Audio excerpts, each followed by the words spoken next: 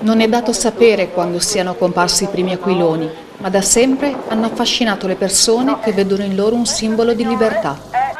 Nel tempo sono nate delle feste dedicate proprio agli aquiloni, come la Sagra Nazionale di Badia Polesine, giunta alla 52esima edizione, che ha visto la partecipazione di moltissimi spettatori sull'argine dell'Adige, in località Sperone della Bova, dove sono volati circa 800 aquiloni, favoriti dalla brezza della bella giornata di sole.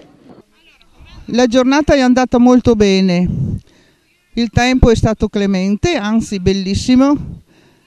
Badia è stata soddisfatta che siamo riusciti a fare la festa e abbiamo avuto abbastanza iscrizioni, anche perché abbiamo saputo che qua attorno c'erano altre feste importanti, quindi abbiamo avuto abbastanza iscrizioni, siamo contenti.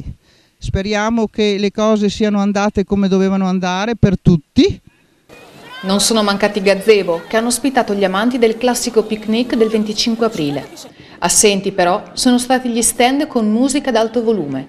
Infatti la manifestazione era stata preceduta dalla richiesta di alcuni ambientalisti di evitare emissioni sonore, data la presenza di numerose specie d'uccelli che in questo periodo dell'anno iniziano la covata.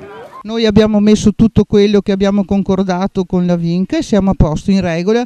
Abbiamo avuto il grande aiuto dei vigili che sono venuti 2 o 3 volte, i carabinieri, per controllare, le cose sono andate bene, non ci sono stati problemi di nessun genere e per questo noi siamo contenti, perché abbiamo lavorato tanto per poterla fare e la festa è riuscita. Organizzatore dell'evento è stata la Proloco di Badia Polesine, che ha ricevuto i complimenti del Presidente della Commissione Europea, che ha fatto recapitare una targa premio.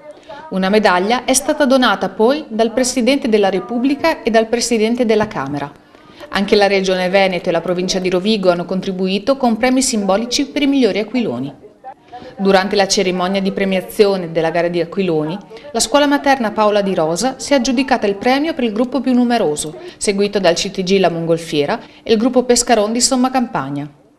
Il premio per l'aquilone più alto è andato ad Idelmino Dal Checco di Vescovana, mentre quello per la soluzione artistica migliore è stato assegnato all'aquilone a punto croce raffigurante l'abbazia della Vangadizza di Silvia Scalabrin di Fratta Polesine.